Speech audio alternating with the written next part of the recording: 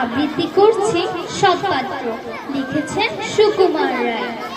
শুনতে পেলুম পুস্তা দিয়ে তোমার নাকি মেয়ের বিয়ে।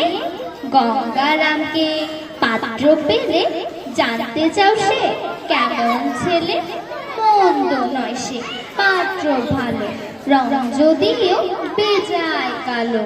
তার উপরে মুখের গঠন অনেকটা ঠিক প্যাঁচার মতো। বিদ্যে বুদ্ধি বলছি মশা, ধন্যী ছেলে অধ্যবসায়। 19টি বার ম্যাট্রিকে সে ঘায়েল হয়ে থামলো শেষে। বিষয় আসন গলিতে যায়, কষ্টে সৃষ্টে দিন চলে যায়। মানুষ তো না ভাইগুলো তার, একটা পাগল একটা গোয়া। আরেকটি সে তৈরি ছেলে, জাল করে নোট গেছে জেলে। কনিষ্ঠটি তবলা বাজায়, যাত্রা দলে 5 টাকা পায়।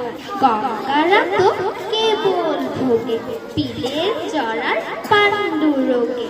কিন্তু তারা উচ্চ ঘর, কংসরাজের বংশধর।